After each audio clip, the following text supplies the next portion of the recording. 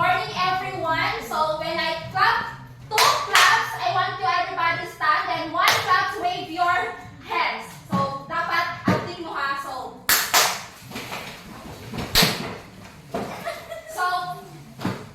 again, good morning, teacher and everyone. So my topic is all about the difference between reason and will. So these two words, I know you already know that one. Familiar na din mo kayo na dahil kay sa previous one, reporter, inisip na sila reason.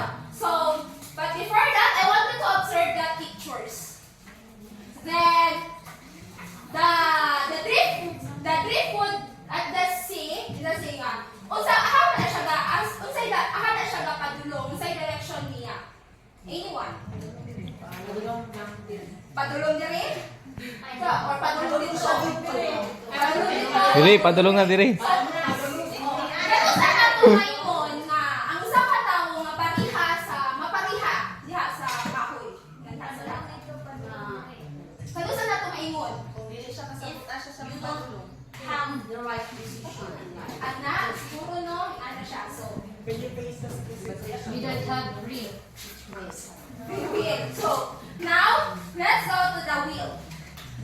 The moral person endowed on intellect and will. Will is what disposes and the intellectual proposes. So the term disposes. So din ang dispose. Tangtangon, hawaon. Itsupera. So, will is ability to choose what is right and wrong. Tama. Di ba, will kay mo siya desire. Puhon, term na puhon. May ana siya nga. Murag, mga wishes ni mo. Di ba yung ana ang will? Then, reason is a reason conduct the study and research investigation, fact, and findings. When we term reason, dili ka reason, we need to explain, di ba? Dili ka rason kung wala explanation. So, uses logical to avoid fallacious reasoning to came up with a truthful and accurate proposition. So, when we say logical, di ba logical gamit ang think? Diba? Reason is the ability to think, to create moral. So, like example,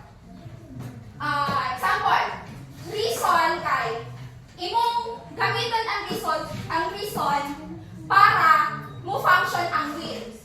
Diba ang will kay you need to choose what is right and wrong, what is tama ba or mali, bad or dili, yes or no. So mauna. So gamitin mo ang reason para mo function ang will. Right. So, like example po, para masaktan na to. Si Sheila, like example lang ha, si Sheila, bisag kabalo na siya nga mali, mauna iyang reason ha, kabalo siya nga mali. Kaya pa yung gibuhat. Gipili niya ang tama para lang makuha niya ang personal interest. So, na siya. But ang reason and will is, it is a fundamental aspect sa atong mind kay perminti siya gamit out. Perminti sila magtuyog. Most of me magtuyog ang reason and will. So, will is a faculty of the mind that is associated with decision making and that say yes or no. As I said earlier, ang will kay we choose ka yes or no or right or wrong. So you need to make a decision. So decision making, which is an activity of the will, can be developed early in life. Most of itang tanan is nakaagitag bata and kita yung tanan, agitag bata.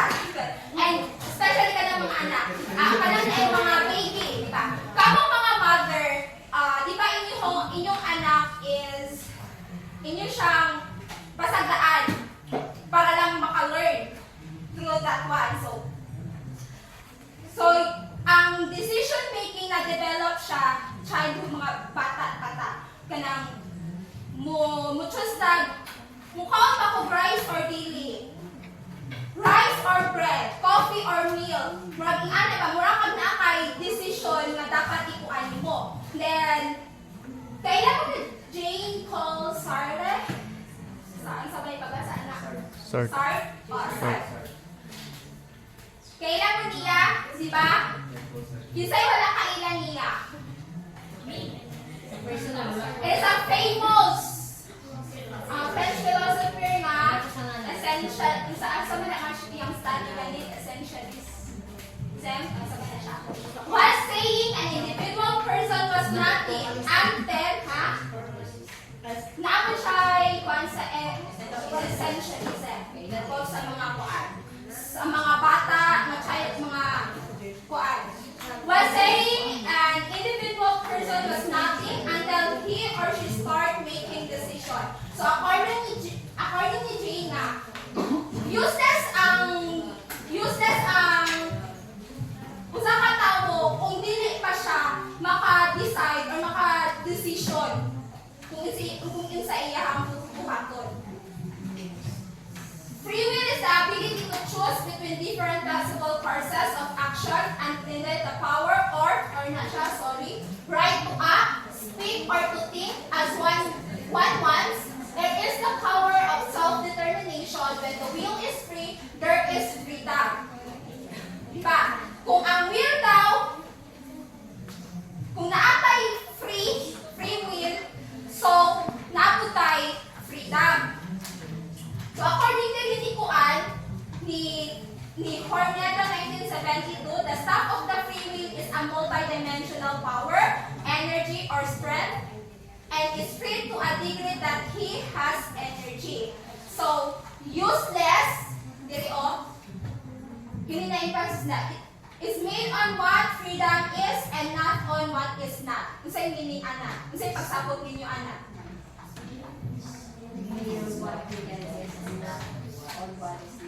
Pasabot, pareha di ang ino ni Hermeto, free will is a multidimensional power, energy. So useless, like example, naay masakiton. Ay masakiton nga dili kalakaw. Dili siya katindog, but open ang door. So, useless ang free to walk, free to move, free to cheche-bureche dira, kung dili ka kalakaw, dili ka kakuan, kung masakiton ka. So, mura siya unfair ang freedom, di ba? Mura siya unfair kay tungod para lang sa feels and para lang sa energy kanang tao nga physically and mentally health pasabot ana. Freedom, it implies power, energy, strength in all human dimension as the stuff of freedom. A free person is one who is physically healthy and strong. So, parihan pag-ingon nga, muagto kong pagalian mo sa kay kuban pero wala ko'y kwarta. So, mauna ang freedom. Mura siya kuan, kanang unfair. Ang freedom is para lang sa mga physically healthy and strong person. Freedom. Kay useless daw ang imong pagka useless imong free to walk ana pero dili ka physically healthy. Diba? Freedom, pinalaya mo na siya. Dili ka kalakaw. So say gamit sa freedom nga free to walk pero dili nimo siya magamit. Naray mga sakit. Donald, yung freedom na pinalaya mo na siya. So, in terms of moral strength is moral freedom.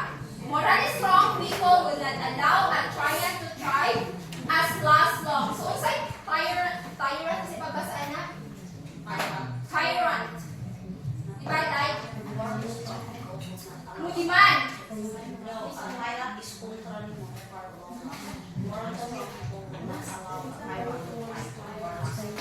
Kasi pa sa punta natin eh.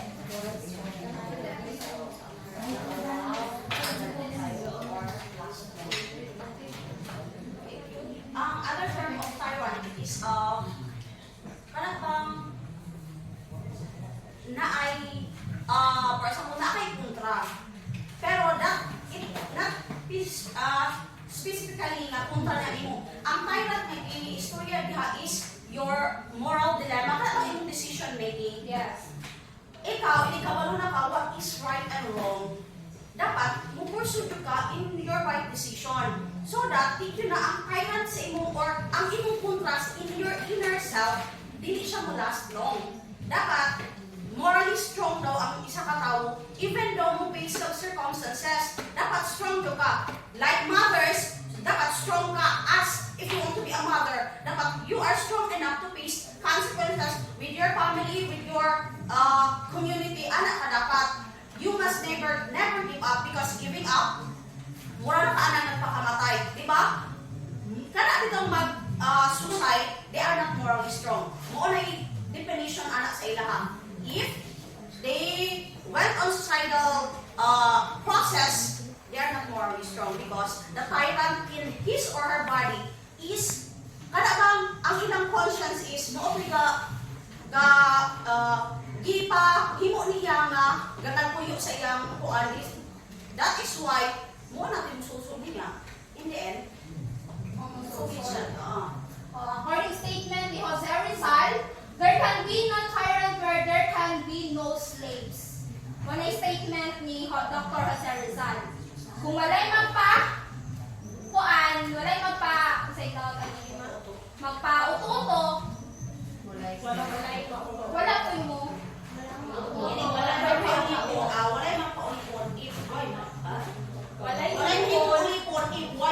Walay mo demand kung walay magpa-demand. So, kuha na ba unsay difference sa reason of will? Yes. Usa man itong reason, Decision decision making, ang will, Decide. decide mo. Ang reason kay mo choose ka. I mean, ang will, mo choose ka. Kung unsay, ang reason kay Na kay decision making. gamitin mo. Oo. Mo tay gamiton nimo reason. Connected ang reason of will. Without reason, kanang example, kanang nasa will nga kuan, gamit with ka reason ana. Reason nimo kanang dapat muni. Oh, so na kay kuan. Connected siya. No, connected. Ang terms na kung anak ka ng will o ang reason, mahulog ang reason is it is your conscience. Conscience wala ito ay mo na yung masusunod mo. Uy, mausay mo. For iso, ang will of reason, permit ni sila magtuyo. Mo na fundamental aspect jud sa atong buhay. Kay kung we are connected, we are connected. So, You're one. that's all. May na difference na nakuha na itong sa inside and